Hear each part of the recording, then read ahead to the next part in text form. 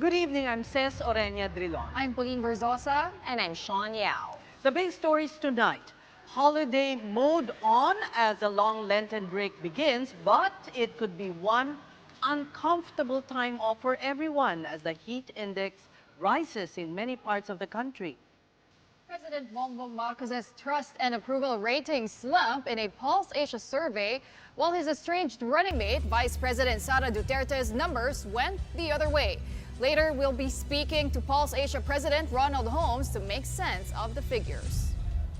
And the National Bureau of Investigation files multiple charges against known Duterte allies Harry Roque and Claire Contreras, also known as Maharlika, that is over their alleged hand in the so-called Polvoron video against President Bongbong Marcos. Sa mga babiyahe pa po ngayon at bukas, well, unang-una maghanda po tayo ng konting pasensya, di ba? Asahan na po natin yung konting pagsisikip, konting pag-iintay. And the Holy Week break has officially begun. But as we speak, many are still trying to catch a ride to their destinations. Let's check the situation at the Parañaque Integrated Terminal Exchange or PTEX. Gerard de la Peña reports to us live. Gerard, siksikan pa rin ba dyan? Well, Ces, as you can see from where I stand right now, this is the long line of passengers who are taking the rides going to nearby destinations such as Cavite. And it could be much worse upstairs, right outside the boarding gates of buses going to different destinations in Bicol. And regarding the availability of tickets, it could be difficult to score tickets at this time because most of the trips are already fully booked. But authorities said that the LTFRB released special permits. So those who want to do walk-ins, gusto mag-walk-in, pwede silang mag-try to become chance passengers, Says. We understand may mga kolorum na rin na nag-aalok ng sakay dahil nga sa kakulangan ng mga ticket. Yes, Ces. Authorities gave a stern warning against kolorum operations. Maraming magsasamantala dahil mahirap makasakay ngayon at they said that dapat iwasan natin ito dahil baka kung saan-saan lang tayo dalhin at wala ring insurance sa mga ito. So kung madisgrasya tayo, hindi nila tayo papanagutin. In fact, Says, just right now, the DOTR SAIC said that they were able to comprehend at least one kolorum bus operations dyan sa bandang Pasay. Says. But in PTEX, wala naman, no? Because most of the buses there are authorized. Is that correct? Yes, that's right. None right now here in PTEX, and security here is very tight, and the administration is very strict in terms of buses coming in and out of this facility. What about the usual inspections of the buses? Meron bang nag-i-inspect, nag-iikot, kung may drugs man o alcohol? Actually, Says, that was done in the previous days. Wala right now dito sa PTEX. Pero alam mo, ang kinukwento sa atin ng mga otoridad kanina, they were doing this random drug tests in various bus terminals, and they said so far wala pa namang nag-positive na drivers at conductors. Says. Alright, alam mo, mataas ang heat index ngayon at dahil siksikan dyan, how's the comfort naman for the passengers who are waiting for their rides? Well, Says, as you can see, there are so many people here. Medyo natatalo yung aircon. Komportable pa naman compared to those facilities that are not air-conditioned. But just the same, those who opt to come here might want to bring their own coolers. Yung mga handheld electric fan sila, mga pamaypay para sigurado. But right now, it's pretty comfortable here, Says. All right, well, thank you so much for your live report. And hopefully, mga kababayan natin won't be inconvenienced as they head back to their destinations. That was Gerard de la Peña reporting to us live from PITX. Now over at Ninoy Aquino International Airport, a businessman was barred from his flight after he was caught with a gun in his hand carry baggage. The said passenger was supposed to fly to Singapore when the X-ray scanner spotted the caliber .40 in his bag. He wasn't able to present pertinent documents, and when authorities asked him to explain, he said he had been playing with a gun and forgot to leave it behind. The gun was confiscated and the businessman is facing charges of illegal possession of firearms and violation of the election gun ban. Aside from firearms, airport authorities also reminded passengers that pointed objects and amulets or anting-anting are prohibited and could result in a penalty or a complaint. And to ensure the safety of passengers, PNP beefed up the security at NAIA by deploying at least 3,000 aviation security group personnel. Indeed, the Holy Week exodus is already peaking in some areas while winding down in others. If your travel is by land, there is one thing that could just sneak up wherever you are headed, north or south, and that is the thing called traffic. Let's now see what's happening over at the NLEX or North Luzon Expressway and SLEX, the South Luzon Expressway. We have Ian Suyo and Camille Samonte stationed in both highways to give us updates. Let's start off with Ian, who is now in NLEX. How is it over there, Ian?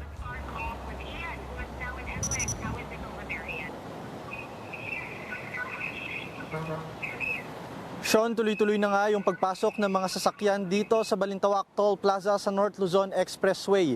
At kahit kanina medyo humaba na yung daloy ng mga sasakyan, kanya-kanya ng diskarte yung mga kapatid natin kung paano maiibsan yung init, pati na rin kung paano mapapabilis yung kanilang pagbiyahe. Alas 12 ng tanghali,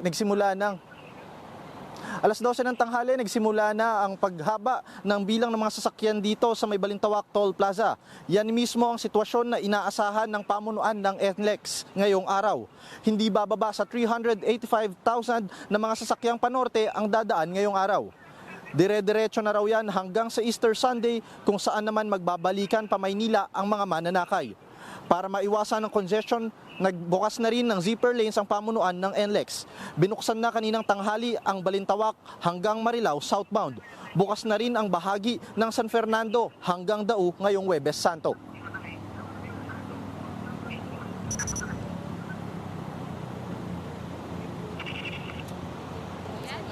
Is that all you have for us? Thank you so much for that update. That was Ian Suy of News 5.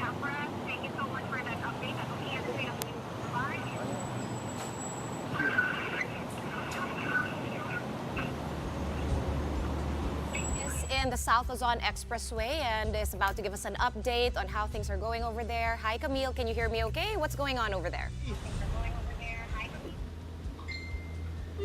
Yes, Sean, several minor accidents reported in some parts of the South Luzon Expressway slowed traffic as travelers headed to the provinces for Holy Week. Around 3 p.m. in the afternoon when a jeepney hit 3 cars in front near Kalamba exit. Few minutes later, a bus and truck had a sideswipe collision in the same area. In total, there were 17 minor accidents reported in different lanes along SLEX. As of this hour, traffic is building up in the southbound lane of Kalamba. Due to the road widening project, Kalamba only had 3 lanes. Same goes in Cabuyao as there is an ongoing merging of bridge. The exit in Santo Tomas is also congested. According to SLEX, they are expecting that the volume of vehicles will subside around 9 p.m. Meanwhile, motorists were reminded to ensure that their vehicles were in good condition and motorists must also be in good physical condition. That's the latest update. Back to you, ladies. All right, thank you for those updates. We have Ian Suyo reporting to us live from the NLEX and Camille Samonte joining us live from the other side, SLEX. Thanks, guys. And now let's discuss. I think we are still busy trying to get our next guest online. Okay, But, okay. I think what they want us to discuss is that Pulse Asia survey, which I'm sure you didn't miss. No, but then I thought we would have a report on that first. No. All right. Okay. Well, here it is. Indeed we do. I think our guest is on the line now.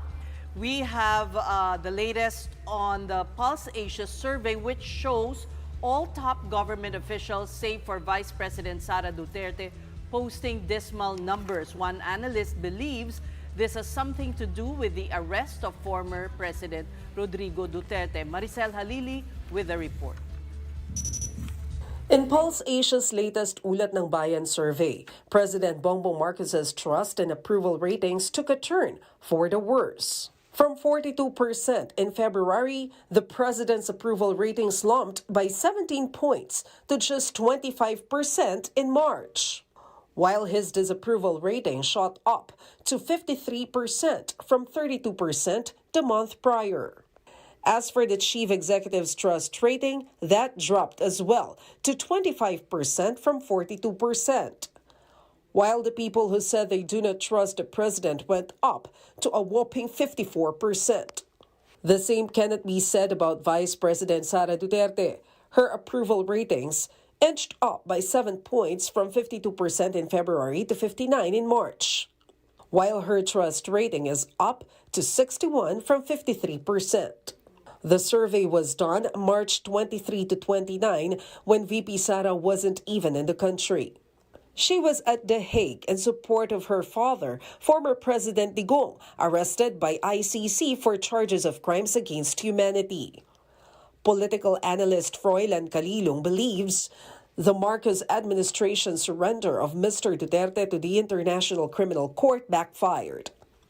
It didn't help that the president's sister, Senator Amy Marcos, called for an investigation into the matter. You see here a house fragmented. Practically, it's the Marcos family going up against each other. And ito, may malaking epekto to, no? doon sa perception ng mga taong bayan, particularly doon sa solidarity. As for Vice President's improved ratings, Calilong says this might have something to do with Filipinos putting premium on family ties. We also have to look at the cultural dynamics here of the Filipinos. No? Siyempre, family-oriented pa rin tayo. And naipakita nga dito ni VP Sara Duterte that she was and she, as the daughter, will have to be at the side of her father. And I think ito tinignan to ng ating mga kababayan. Meanwhile, most of those surveyed reflected they were undecided about Senate President Cheese Escudero. He garnered a 39% approval rating, down 8 points from his score in February. While House Speaker Martin Romualdez only got a 14% approval rating with 54% saying they do not approve of his performance. Bottom line, still, trust and approval of the country's top government officials depend on whether or not they are addressing issues that matter most to Filipinos. We need to also touch base with the reality here. Kasi the more na yung mga kababayan natin ay hindi nila nakikita yung katotohanan at yung realidad, the more that they will be disillusioned. And we certainly don't want this to happen. For News 5, Maricel Halili, we are One News. All right, now that we had that report from Maricel Halili, let's discuss this further with the president of Pulse Asia Research himself, Ronald Holmes. Good evening to you and welcome to the big story. First of all, what factors would you attribute the stark difference, the drop of BBM and the rise in SARS figures? Anyway, good evening, Sean and Pauline.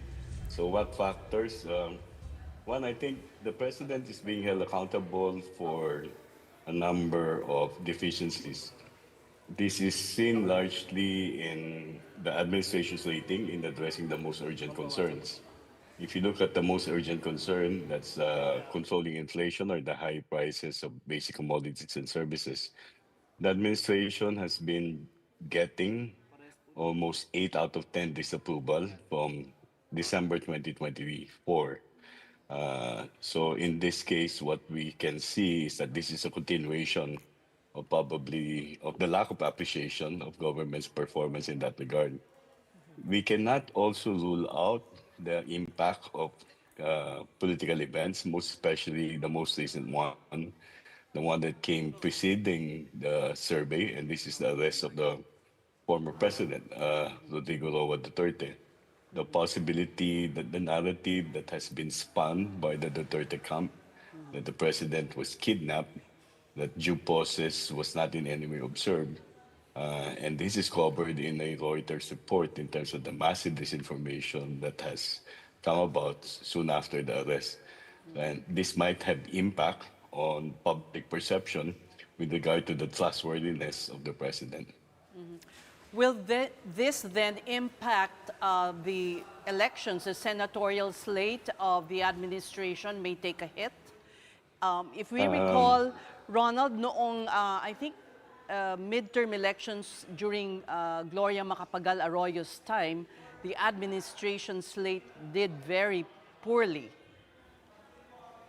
Well, it's a different context now when we talk about 2007 and in 2025. In 2007, definitely the administration of Gloria Macapagal-Arroyo was saddled with legitimacy issues that came about from the beginning from the supposed or alleged wholesale cheating in the 2004 elections. So that was a problem. Eventually, the politicians were essentially divided into two camps, one for the Arroyo camp, the Team Unity, and the other one for what was referred to as a genuine opposition. So it was a much more polarized election. And in that case, essentially, the opposition won, no? Because of, as I said, legitimacy question. In 2025, what we have is that we have an alliance, no, on the part of administration. It's an alliance among political parties. I think there are 5 political parties there. So the candidates can be regarded as basically belonging to political parties that are not ideologically different. But those political parties have their own bases. Let's say the Nationalist People's Right. Coalition, the Nationalista Party, I forgot the other parties in the coalition. But and these candidates can also run on their own. They're essentially nationally prominent senators that are trying to come back, incumbent senators for that matter. So they can do their campaign on their own, and we've seen how certain candidates from the alliance are actually breaking away from the joint campaign and trying to take on the campaign on their own individually, in tandem with prominent local candidates. So But they're we trying to do insulate see- them. Ronald, if I may interrupt, we do see PDP Laban candidates sneaking in the Magic 12. I mean, rising in the last surveys, in the last hour, so to speak. And that's the difference between the alliance, the Alianza, and the PDP Laban. The PDP Laban seem to be going at it more collectively, while the Alianza candidate, in order to insulate themselves from whatever would be the impact of the political turbulence caused by the rift between the Dutertes and the Marcos, they're basically walking on two legs. The joint Alianza campaign and their own individual initiatives. You don't see that in terms of the PDP Laban. They're a little bit more, as I said, more collective. They tend to present themselves. The PDP Laban itself doesn't have that many candidates. They just brought in guest candidates, right? And there are 10 of them. So it's more a collective campaign relative to, let's say, the Alianza. And that's the reason that I'm saying that administration candidates can really insulate themselves from whatever would be the backlash that the president is faced with, or the disapproval and distrust, majority disapproval and distrust Okay. that the president received. And we are seeing that happening already, actually. And Yeah. we've seen it happen in the past 2 weeks, and we're going to see it happen in the next 3 weeks, so soon after the Holy Week break. But if we can turn over to VP Sara's numbers, she was just really suffering a backlash months ago, and suddenly there was this upturn in her numbers. The recovery actually happened in February when we saw BP Sara's numbers going back to a simple majority, both in terms of approval and fuss. And this was right after the impeachment case that was filed against her. What happened in February was that her approval, performance, and trust ratings actually increased in the Visayas. It was still less than a majority in the balance of Luzon and the National Capital Region. The reason for her increase in this March survey is really a further recovery in the Visayas, and a substantive increase in terms of approval and trust in the National Capital Region, which is a region where both Bongbong Marcos and Sara Duterte are actually garnered support in the last election. So she's back to majority approval in the National Capital Region. She moved up by 22 percentage points in the National Capital Region and 17 points in Visayas, and that accounts for the 7 percentage point increase in terms of her approval nationally, as well as in her trust rating for that matter, which is higher than her approval rating. Okay, but Ronald, to go back to your point earlier, no, that this only could compare to somewhat dismal numbers back during PGMA's term. If I recall correctly, she got those terrible numbers towards the end of her term, and she actually sat for 9 years.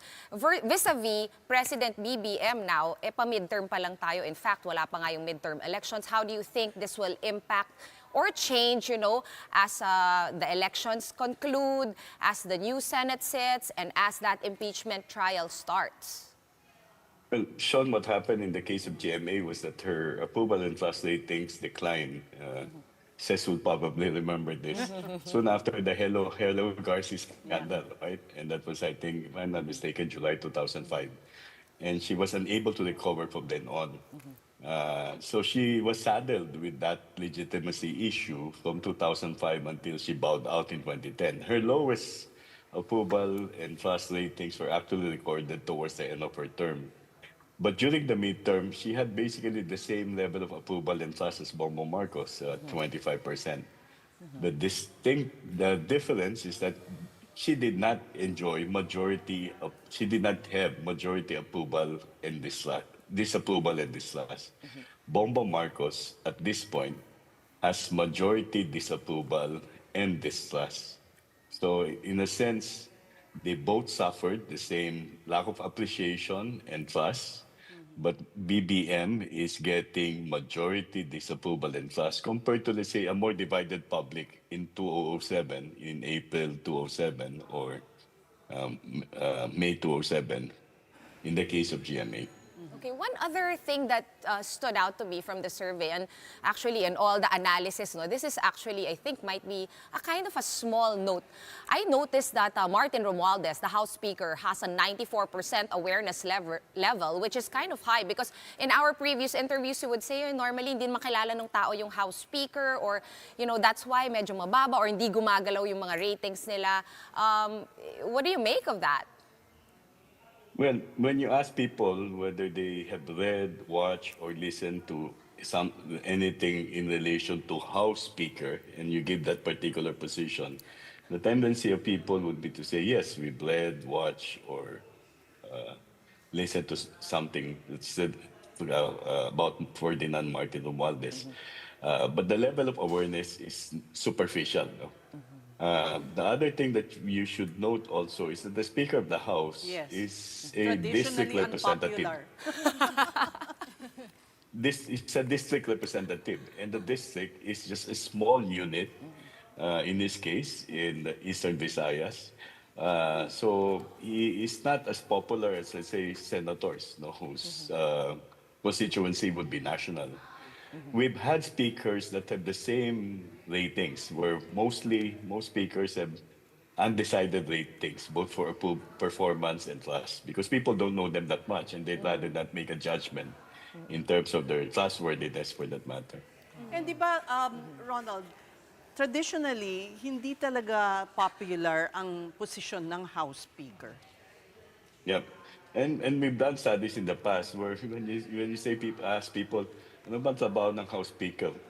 Ang lumalabas, tagapagsalta, which is not actually the work of a House Speaker, right? The House Speaker is supposed to be the leader of the lower house of Congress, which is a more powerful house because it's the house that controls the purse. It's the house that actually deliberates on the budget first. So in that sense, the Speaker is not necessarily known for the specific roles that he or she plays. And I remember there are only the Speaker that got the first majority rating was, I think, Speaker Belmonte. Yes. Soon after he became Speaker, after the impeachment, and also during the time of Noynoy Aquino. So yeah, the other Speaker who had majority ratings was Alan Cayetano, but Alan Cayetano is essentially bringing with him the national prominence that he has garnered over a period of time as senator, before he slid down to the lower house. And finally, Ronald, I mean, I remember you saying that sympathy cannot really be measured in surveys. And that was talking about, of course, Pulse Asia's latest senatorial preference survey. But here for the trust and approval ratings, is that something also that you would attribute the rise, the gains of Vice President Sara Duterte? I would say to a certain extent there is some sympathy there because of the way that they have played out the arrest as a kidnapping. And then, if you look at the imagery that the vice president projected over the past few weeks, it's quite distinct from her behavior in the past year. There's calmness there. It's, Yes. she goes to the Yes. audience. She speaks in a very calm tone. Yes. So Very in that case, noticeable. in that case, 180. that might that's semiotics. No, you try to interpret images, visuals, language. It's quite distinct. It differentiates itself from how she used to behave. Remember when she was in the house, she did not even want to take the oath. Uh, but she's not as abrasive, no, at this point. And maybe I don't know whether that is who she really is, but definitely the behavior has changed across the last few months compared to what has happened, for example, which brought about, of course, one of the items in the impeachment case. She is paying attention to your surveys. We thank you for your time, Pulse Asia Research President Ronald Holmes. Have a good Holy Week break. Thank you. All right, well, we still have more stories for you when the big story returns. Keep it here on One News.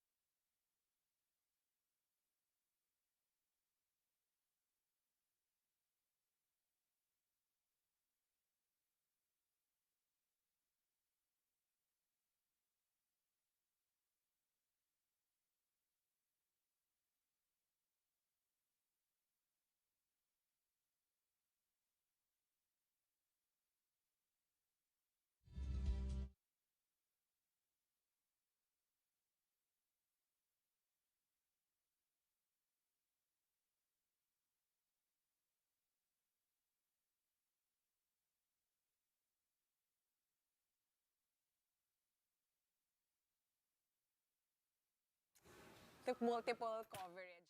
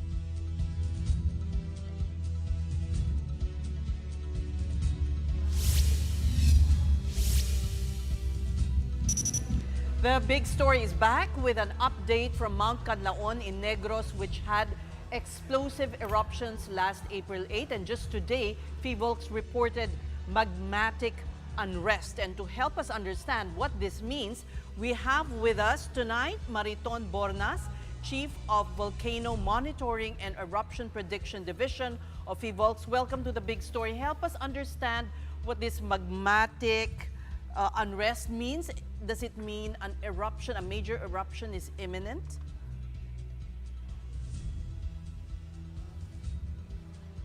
Hi, Ms. All right, Mariton. I'm sorry, We're gonna you double might check your be on audio. mute po. So, All right, there we go. But you heard the question. Sige po, Yes. go.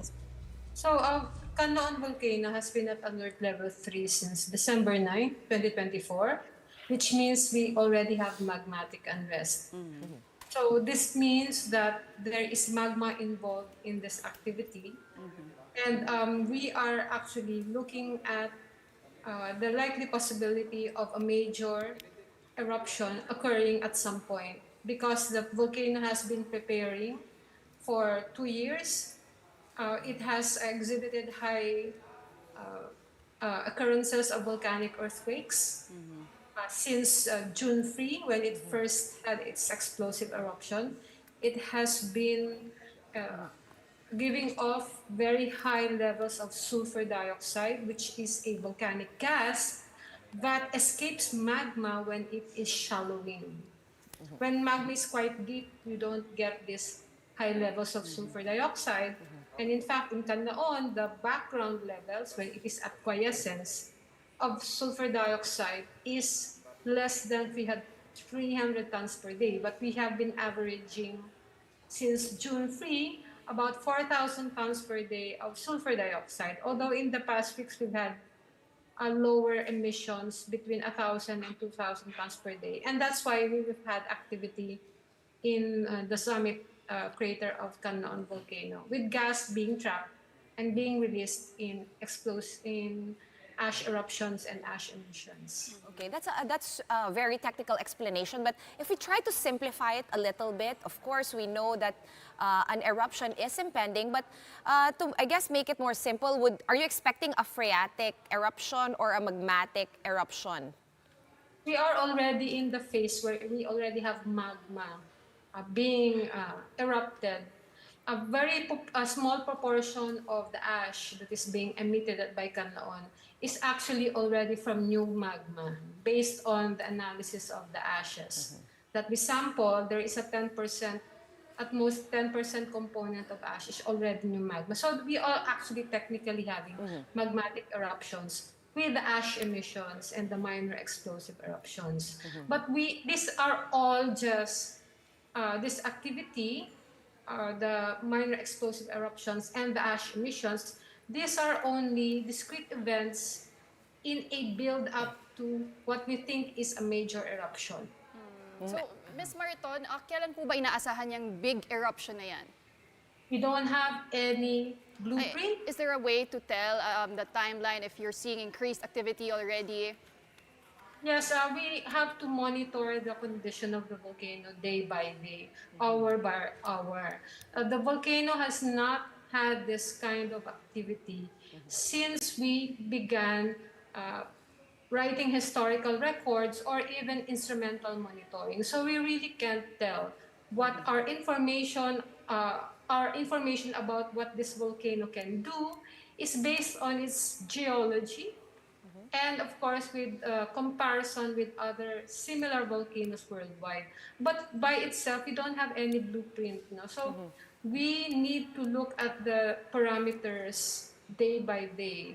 And we can only work on scenarios based on how these parameters will develop, if they are sustained through time, or if they will become really worse at some point in the unrest.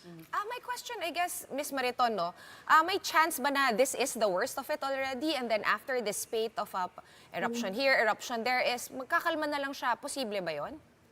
Well, we cannot disregard this chance, this likelihood. We never say never already in volcanology, but the chances of this being it are very small compared to the chances of this being the Big, major. preliminary events of a major eruption.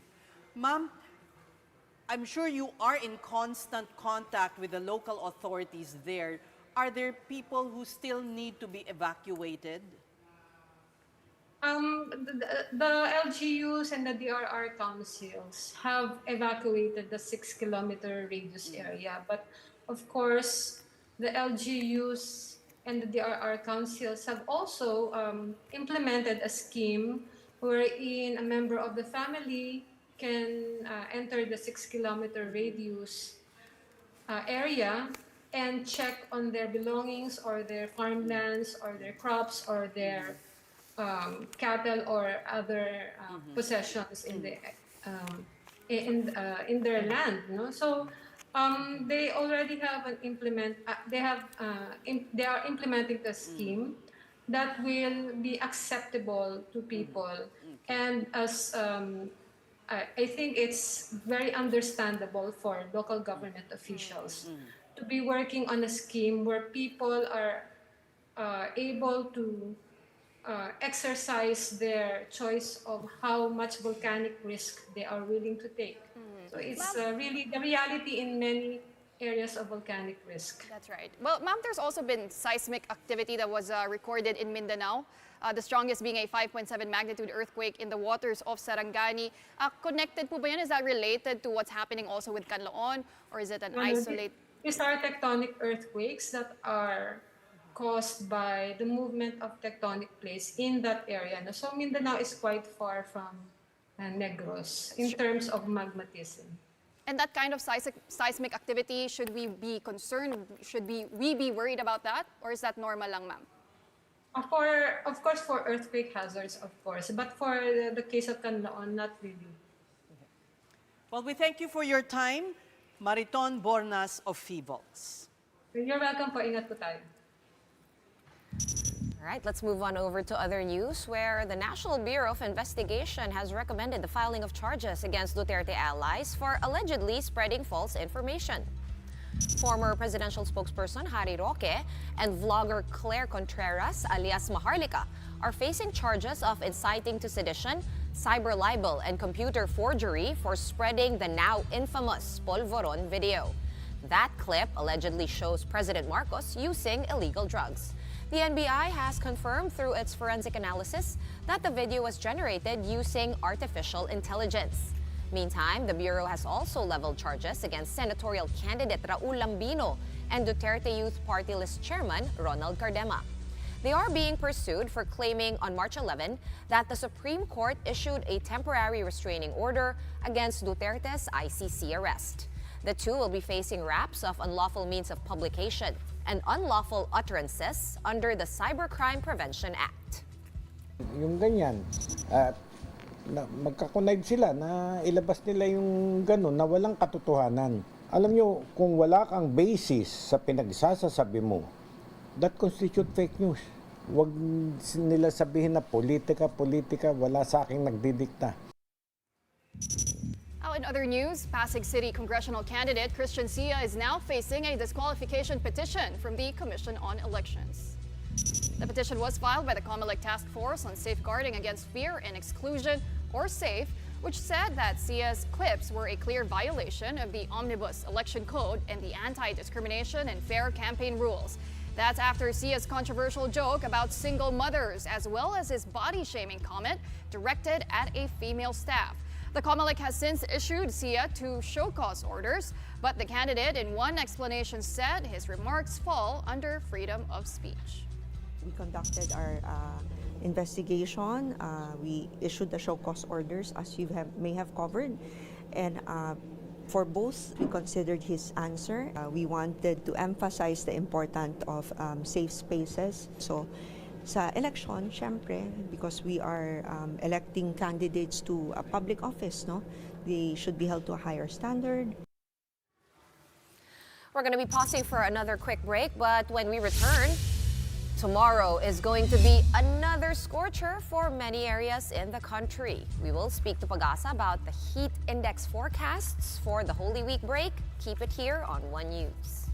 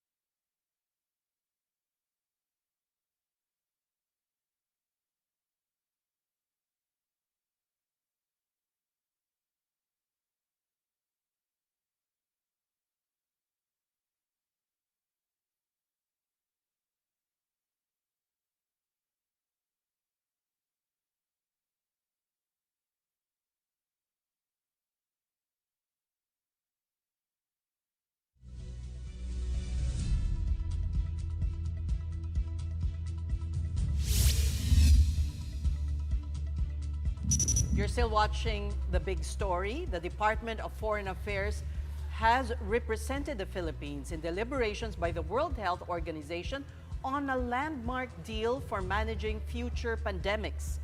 The Philippines is one of the member states who joined in forming a legally binding pact on how to share drugs and vaccines during a pandemic. That's from lessons drawn from the COVID-19 crisis that ravaged the world in the beginning of this decade. The pact would give WHO members more teeth in preparing, responding, and preventing future pandemics. In a statement, Helen Clark, co-chair of the independent panel for pandemic preparedness, urged leaders to invest in emergency response to avoid another costly pandemic.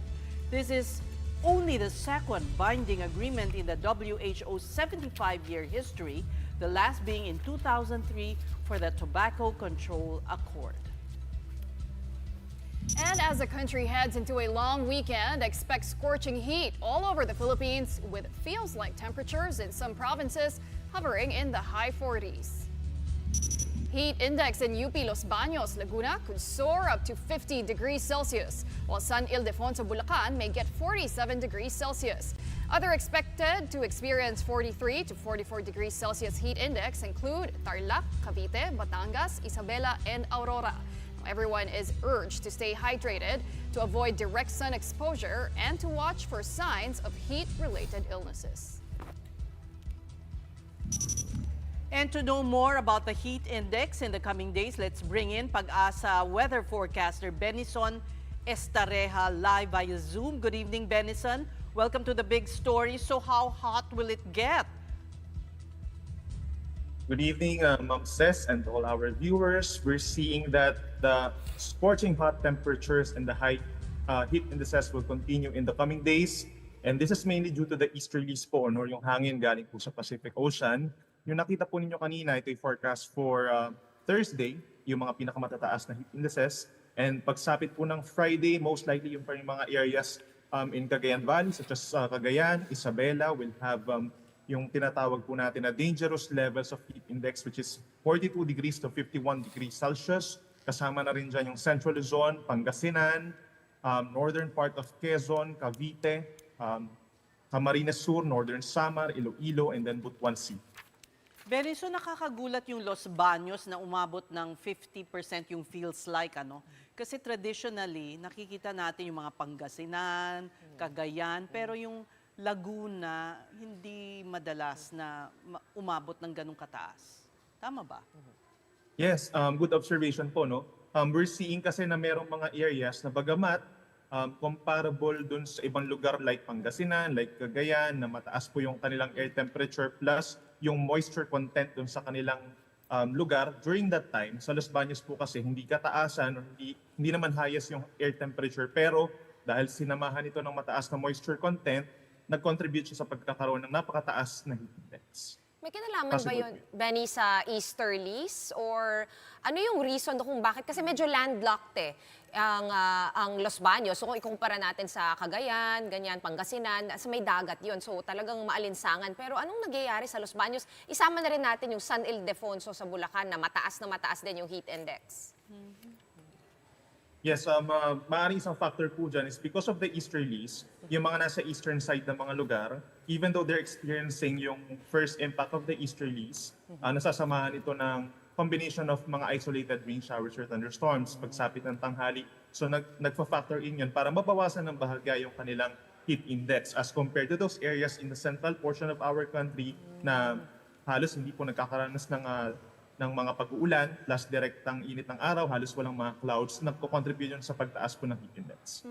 Well, Benison, itong 50 degrees, no, pati 47 degrees Celsius, forecast lang ba yan o did we actually hit those heat indices? Kahapon po, yung actual, yes, 50 degrees umabot po talaga dito sa may Los Baños. Yung forecast kahapon na 50 degrees, nabago po yan, na-adjust na siya into 40 to 41 degrees na lamang po for Los Baños. And may mga lugar talaga na sadyang kahit sabihin natin po na i-forecast po natin that it could reach up to this level, most likely may hirapan tayo na ma-achieve yung ganong forecast po knowing na meron nga talagang element po of determination ng moisture dun sa air temperature, yung contribution po ng moisture. Okay, Benny, nakausap namin yung Pag-asa, I think last week, ang sabi, hindi naman daw nakikita, no, that this year will trump the heat of last year, which was the hottest year in recorded history. Pero ano bang magyayari? Are we expecting thunderstorms? Mainit pa rin? Because kanina may thunderstorm advisory sa Metro Manila, pero parang di naman, personally, ako nakaranas ng mga pag-ulan.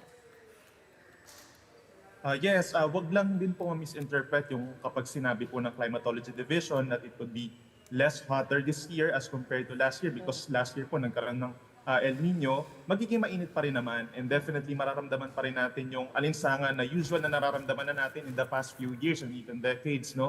At yung mga thunderstorms, definitely at some point nagkakaroon talaga ng mga thunderstorm. It's just very difficult to predict kapag po mga thunderstorm during April and May kasi napaka-small area lamang po yung nako-cover niya kaya siya tinatawag po na isolated or localized. It only happens within a certain locality. Kaya maaaring nararamdaman po dito sa may area ng Fairview but pagdating dito sa may parting Cubao and other parts of Metro, hindi siya na-experience. Timing pa naman na ang mga kababayan natin ay pupuntang outdoors ngayong Holy Week break. Ano bang advice mabibigay natin sa kanila? Yes, so whether we are going to our yung mga bakasyon natin ng mga destinations or dun sa magpe-penitensya tayo, pupunta tayo sa mga pilgrimage sites, make sure po na hydrated tayo lagi, no? Because we are going to expect na magkakaroon pa rin talaga ng mas matinding init, lalo na kapag tanghali. Yung pinaka-crucial na time po is 10 a.m. to 5 p.m. Actually, mainit pa rin po, no? Pero yung peak talaga is usually sometime between 2 to 4 p.m. We are advising them na lagi magdala ng pamaypay or yung bago na ngayon na fan, tapos sombrero, payong, at saka po, lagi po makinig din sa mga heat index advisories ni Pag-asa. Okay, maraming salamat sa iyo, Pag-asa weather forecaster Benison Estareja. And since it is the Holy Week, a few, or maybe not just a few, Filipino Catholic traditions come to life once again. And our big picture for tonight is the Cenaculo or Passion Play, where a dramatization of Christ's passion and death is staged. One particular group is trying to keep this alive by going around various barangays in Tondo. And that's in order to bring the presentation closer to the people. Here's another tradition for Lent, the Pabasa, which is the religious chanting of the life, death, and resurrection of Christ. This tradition is usually led by elders. But one parish in Malabon has the Gen Z youth taking the lead. I wish I could hear them. I know. I Because, wish- di ba, there's a certain... may ano yan eh. May May- cadence Oo. and tono. Oo. And it's been a while since, nahiya ko aminin, pero it's been a while since I've heard that tone and seen the passion. Actually, correct. Parang it's disappearing, no? Yeah, slowly disappearing. There's one tradition also, di ba, yung crucifixion, reenactment of a crucifixion in Cutud, Pampanga. There's a particular individual. Yung tuloy na tuloy pa rin yun. Oo, hindi yan nawawala. And kawawa sila because of the heat index. Yeah. Talagang yun, well, I guess it's about suffering. Holy Week, and Penitensya it's about talaga. penitensya. Oo. So ito na yung siguro. Well, I know some people who won't be feeling the heat in Manila. And that is not me. That is not Baka me. yung director natin. Okay, Okay, Well, have that's a good Holy Week break. I'm sure a lot of people are really looking forward to. It's the only time in the news for us. one. The last Yeah. the only 2 days that we are off, the only two Right. holidays that we take.